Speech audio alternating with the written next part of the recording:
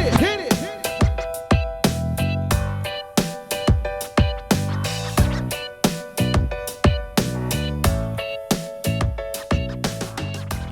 Hello and welcome to the Marley Bird YouTube channel, brought to you by Red Heart Yarns.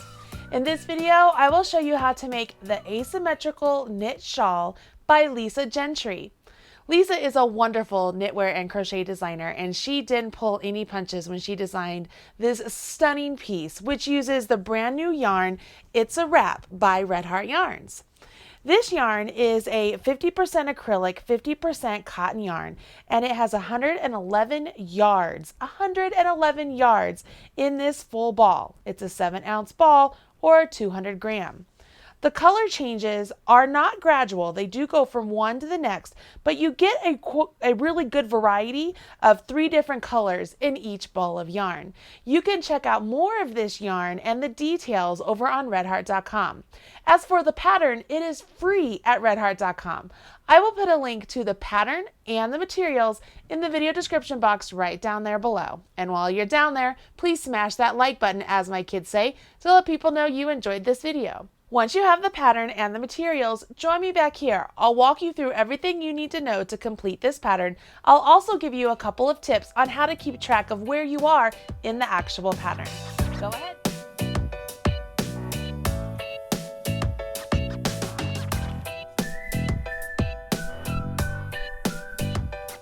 Shawl patterns are popular in general, but asymmetrical shawl patterns are incredibly popular, and this one is no different. This shawl pattern uses size 2 needles, and I will recommend that you get some circular needles in order to accommodate the number of stitches you will have as you get towards the end of this shawl. For this lesson, I am actually going to show you how to do these stitches on some worsted weight yarn and size 8 needles. That way you can better see the stitches and see the way the stitches are created. But when you're working on your actual shawl, make sure you're using the It's a Wrap yarn and size 2 circular needles. Now let's take a look at the shawl itself. I'll move those needles out of the way. This shawl is asymmetrical, and it begins all the way down here with 5 little stitches. Then you work increases in order to get this really cool shape, and those increases are worked with garter stitch. Then you switch from garter stitch and you jump into stockinette, and then you go back to garter stitch, and then you do this section of lace. The instructions then have you continue on alternating these different sections depending on how the pattern is written, and you'll notice the color changes happen naturally because of the yarn. So as the yarn changes colors, you don't have to do anything different with the pattern because the pattern is written the way it's written, and so on and so forth.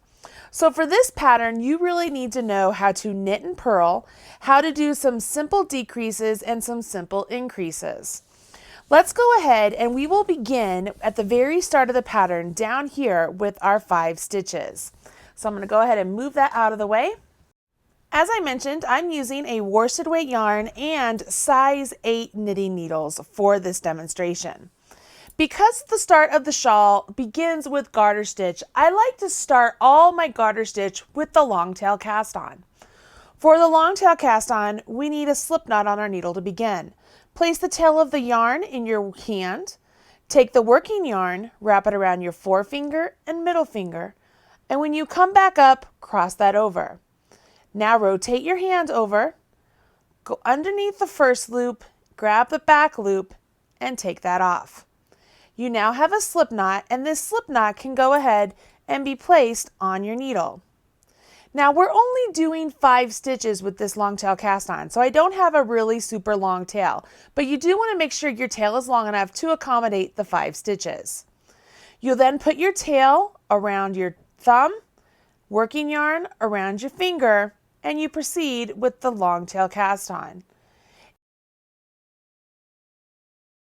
If you need detailed instructions for the long tail cast on, go ahead and click that I right there, and it'll take you to the instructions for the long tail cast on.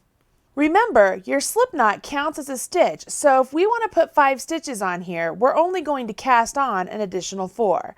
So 1, 2, 3, 4, 5. Once you have those 5 stitches on there, you're ready to jump into row 1 of the pattern. Go ahead and place your needle in your left hand and pick up your right hand needle. You'll see that this is the right side of your work. If you wanted to use a stitch marker to indicate this is the right side, you absolutely could do that. I'll leave that up to you. You begin working on this side with an increase immediately. So we will do a knit front and back. You go into that stitch as if to knit, yarn over your right hand needle, come out the stitch, extend, and swivel around and go into the back leg of that same stitch. Yarn over your right hand needle, come out that stitch, and then let the stitch on your left hand needle jump off. We now have 2 stitches where we had 1. The next part of the instructions say to go ahead and knit to the last 2 stitches. So I will knit as regular to the last 2 stitches. I'm to my last 2 stitches, and now I will do a decrease by doing a knit 2 together.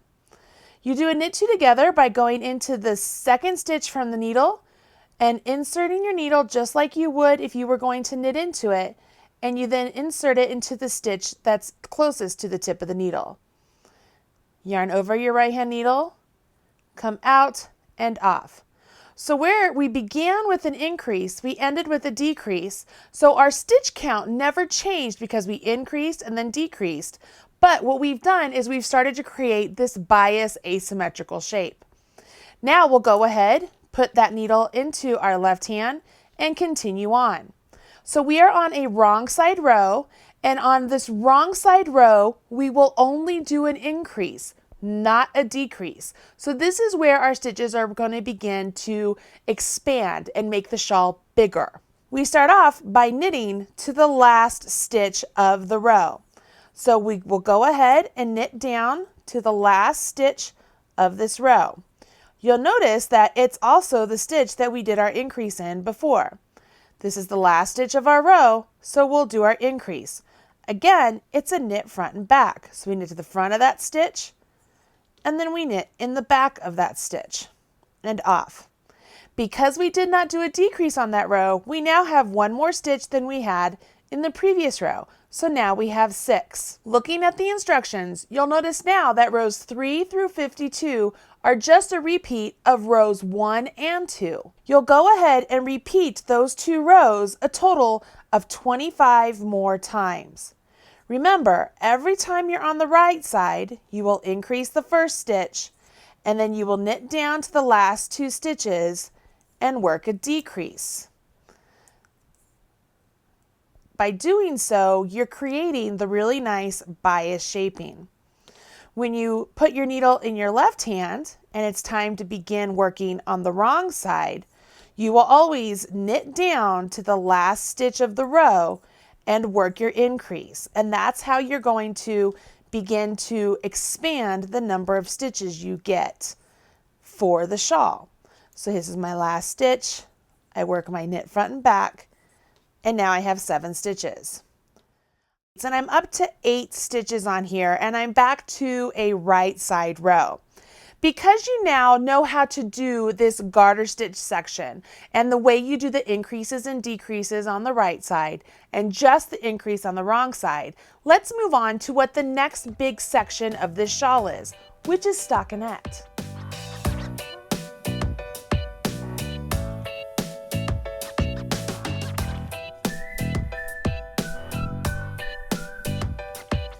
For rows 53 through 92, we're going to work in stockinette. When we're on our right side, once again, we will continue to do our knit front and back in this first stitch, and we will knit down to the last 2 stitches and do our knit 2 together. So this is not changing for this right side row. We're still creating this basic knit stitch here. Don't forget to do those last 2 stitches as knit 2 together, but we're getting that nice bias. As I turn my work now, because this is stockinette, what will happen here on row 54, I would go ahead and I would knit the first 4 stitches. So I would knit 1, 2, 3, and 4, and then I would purl to the last 3 stitches. So I have just 1 stitch here, so I will go ahead and just purl 1. And then the last 3 stitches, I knit 2. And then I knit front and back. So what I've done here is I have maintained a garter stitch edge, so that way when the stockinette is complete, it won't roll. But I've started working the stockinette section by simply doing that purl 1. Now that I've turned my work, I'm ready to continue on with rows 55 through 92. This is a continuation of the stockinette stitch section. So just like before, whenever I'm on my right side, I will begin with my knit front and back in this very first stitch, just like before. And then I will knit to the last 2 stitches. This has not changed from the garter stitch section. What will change is that we will now see stockinette in between garter stitch at the edges. When I turn my work, I'm beginning a row 54, so this would be my next row, and I would begin here by knitting 4. So I would knit 1, 2, 3, 4, and now I purl to the last 3 stitches. So I bring my yarn in front of the needles and I go ahead and purl to the last 3 stitches. To the last 3 stitches, I go ahead and I knit 2, and then I work a knit front and back. And what this is going to do, as I mentioned before, is give me a garter stitch around the stockinette stitch area right here that we are creating, so that way our edges will not roll. Let me work this through a couple more times, that way you can see how it looks on this bigger sample. Okay, so I've worked several rows here, so that way you can see what the right side of your fabric begins to look like.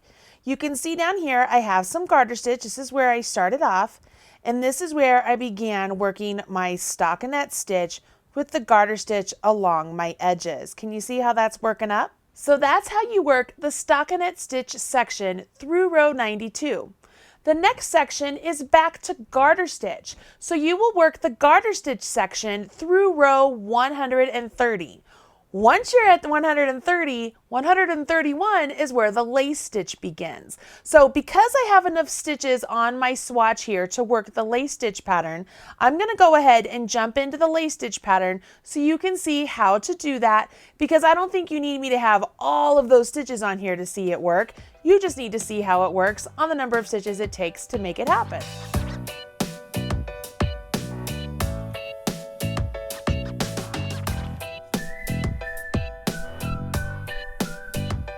You'll notice at the end of the garter stitch section, you'll have a total of 70 stitches on your needle. Obviously, I don't have 70 stitches, but I have enough to get me through this section. The lace section will take you through rows 131 through rows 146. You begin by working the row 1 of the lace stitch section, and that part of the pattern, just so you can see, it's actually written right here where it says pattern stitch and it says lace pattern. This is the part you're going to follow. That's what we're getting ready to do now. So here we go. We start off with a knit front and back, just like we've been doing all along. And then we will knit down to the last 2 stitches, just like we've been doing all along. So you go ahead and get down to the last 2 stitches. All right, so there's my knit 2 together. I now will turn my work. Row 2 has us begin with a knit 4. So 1, 2, 3, 4, and I will purl to the last 3 stitches. This is familiar. We've been doing this all along, so we can do this pretty easily. The last stitch of this row is a knit front and back, just like we just finished learning, and I will turn my work.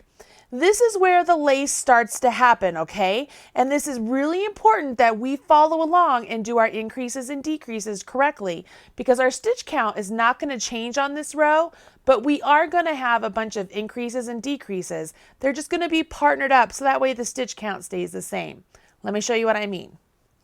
For row 3, we start off with a knit front and back, just like we've been doing. We're pretty used to that. This is old hat by this point.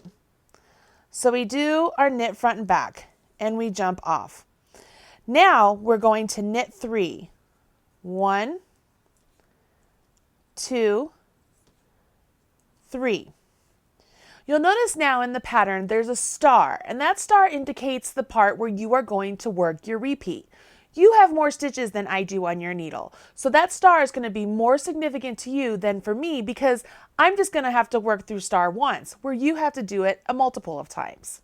The pattern has a yarn over, so we bring our yarn from the back to the front, back to the back, and now we do an S2KP. So you will slip these 2 stitches as if to knit 2 together. So I'm going to go into both of them as if I'm knitting them together, and I slip them. Now I go ahead and I knit the next stitch. Now I'm going to take my left hand needle, grab those 2 stitches I just slipped, and have them jump up and over that 1 stitch I just knit. Now I do a yarn over. Once I've done that yarn over, I will knit 5.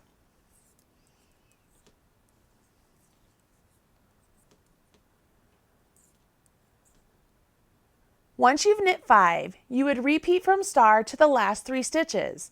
When you get to the last 3 stitches, you will knit 1 and knit 2 together to maintain the bias shaping and to finish off the right side of your work.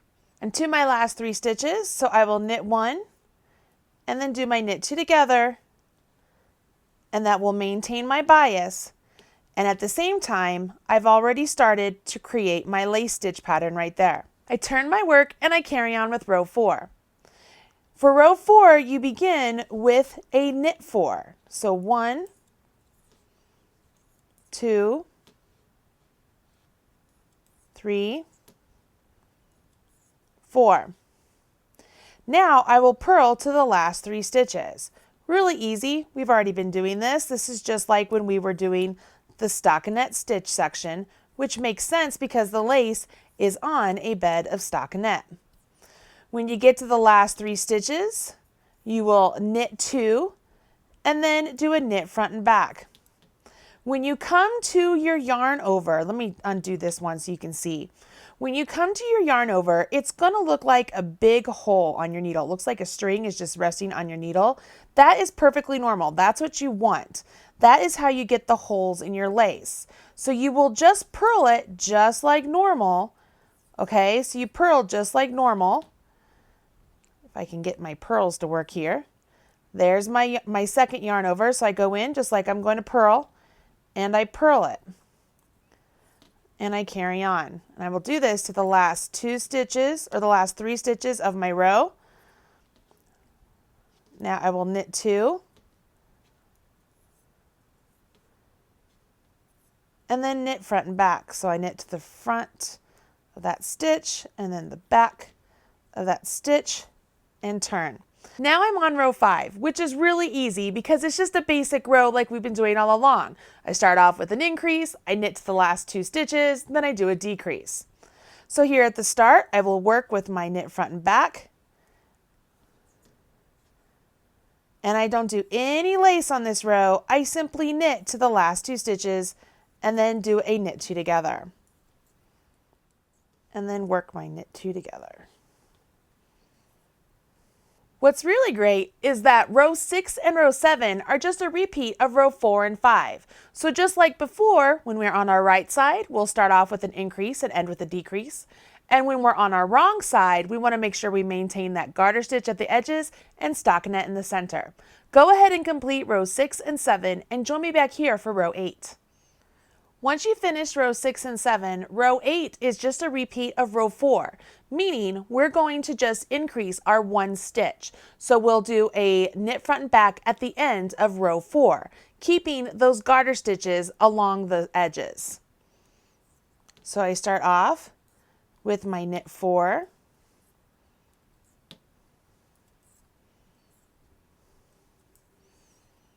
and now I switch to my purls. So I will purl to the last 3 stitches. These last 3 stitches, I do my knit 2, and then my knit front and back.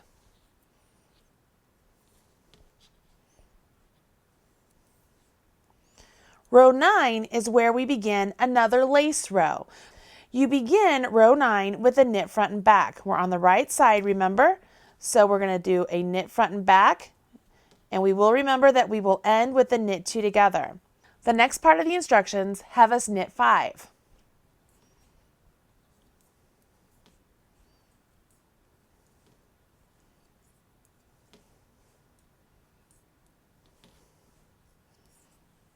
You'll notice here, this is where the star is again, so this indicates your repeat.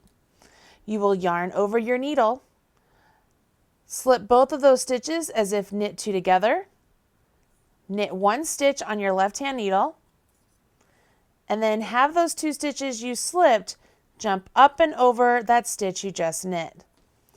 Don't forget to do another yarn over after that, and you will knit 5.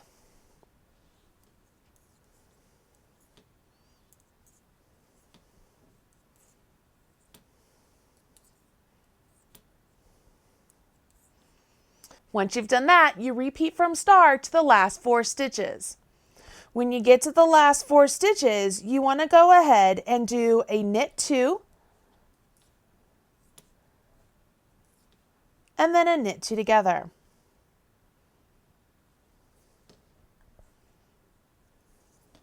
I feel like by this point you should know how to do the lace. It's a simple combination of those 2 yarn overs and the slip 2 knit past slip stitch over.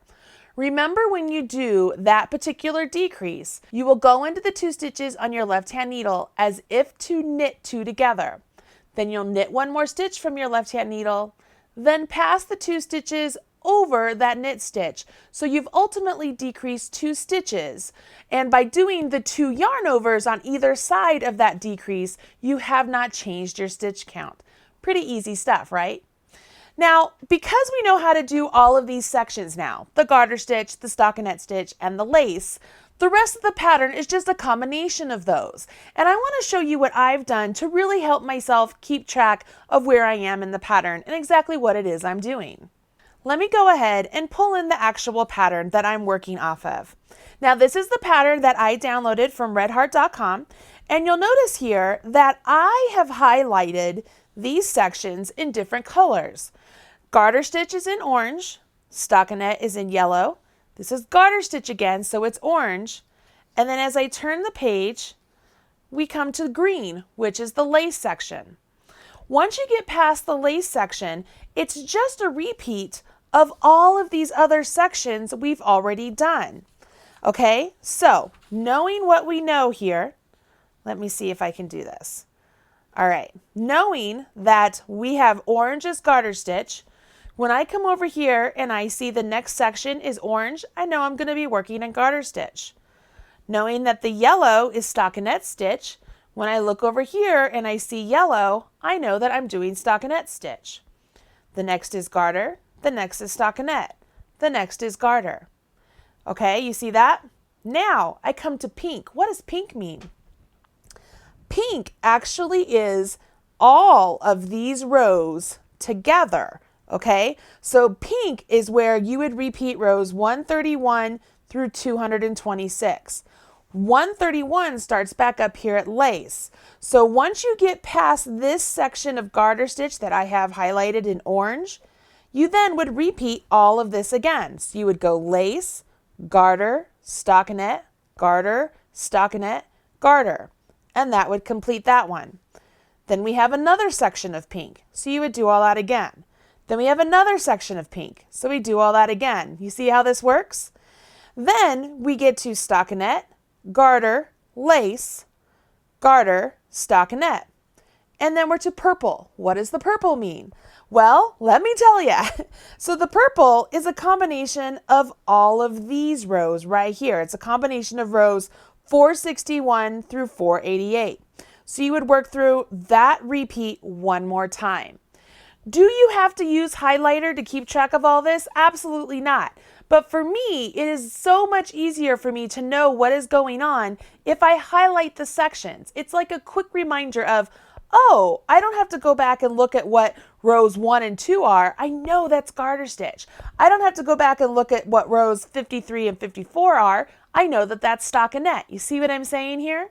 So by doing the highlighter method like this, just makes it so much easier for me to know what's coming up next on this beautiful shawl.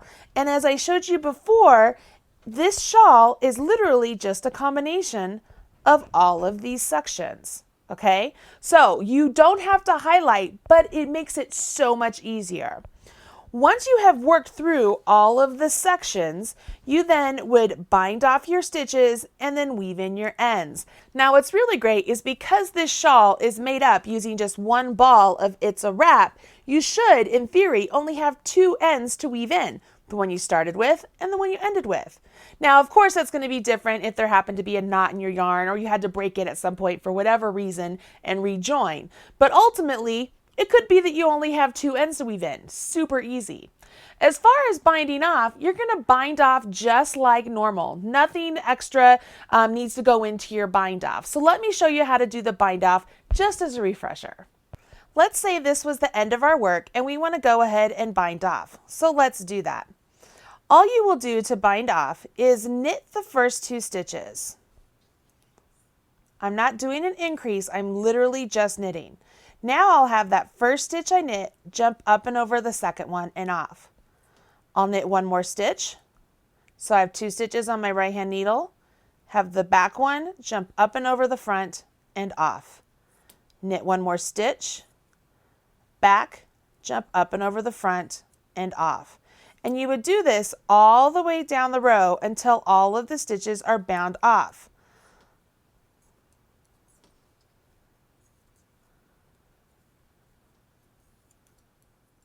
When you get to the last 2 stitches, go ahead and have the back one jump up and over the front one, and then you can go ahead and snip your yarn, leave at least 5 to 6 inches for a tail that you can weave in, and at this point you literally can just pull that yarn, give it a good tug, and it's nice and secured and bound off.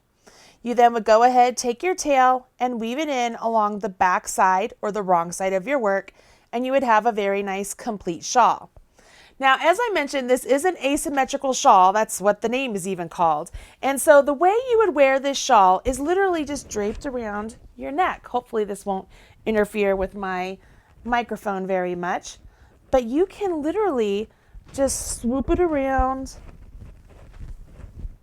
and have it just be nice and neat. It's just so pretty and it's so lightweight, so comfortable, perfect for any sort of spring or summer weather, or even just a slightly chilly fall day. It's just so pretty. This is just a really great yarn, a really great pattern by Lisa Gentry, and it's free over on redheart.com. Hopefully you have enjoyed this video and you will run out, pick up some beautiful It's a Wrap yarn, and get this free pattern to make this asymmetrical knit shawl. I'm Marley Bird, proud spokesperson for Red Heart Yarns, and I hope that I have helped you along the way to make this fantastic shawl. Thanks so much. Bye.